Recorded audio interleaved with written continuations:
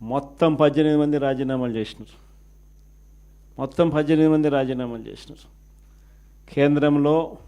కేంద్రంతో వ్యతిరేకంగా పోరాటం, రాష్ట్రంలో రాష్ట్ర ప్రభుత్వానికి వ్యతిరేకంగా పోరాటం. 18 మందిని రాజీనామా చేసి విలువలు విశ్వసనీయతతో కూడిన రాజకీయాలు చేయడానికి అడుగులు ముందుకేశారు. ఎక్కడ కూడా విలువలు విశ్వసనీయత అన్నది ఎక్కడ కూడా తగ్గల.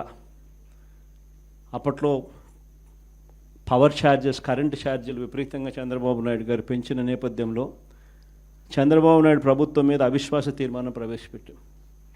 అవిశ్వాస తీర్మానం ప్రవేశపెడితే ఆశ్చర్యం ఏమిటో తెలుసా? తెలుగుదేశం పార్టీ అప్పట్లో కిరణ్ కుమార్ రెడ్డి ప్రభుత్వానికి సపోర్ట్ చేసింది. 294 స్థానాలకు 148 ఎమ్మెల్యేల స్థానాలు హాఫ్వే మార్క్ అయితే, అప్పట్లో చంద్రబాబు నాయుడు సపోర్ట్ చేయడం వల్ల కాంగ్రెస్ పార్టీ బయటపడింది.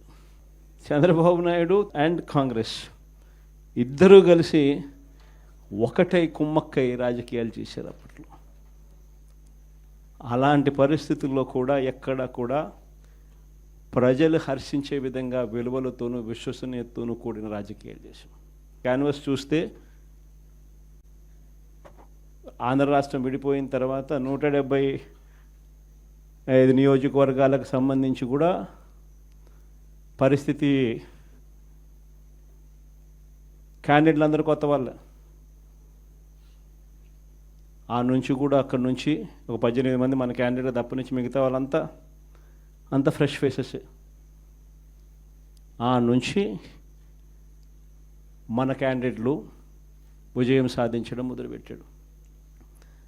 67 స్థానాలు 2014లో గెలిచినాం.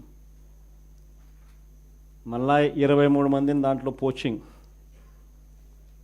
మళ్ళా మనల్ని పార్టీని వీకెన్ చేయడం కోసం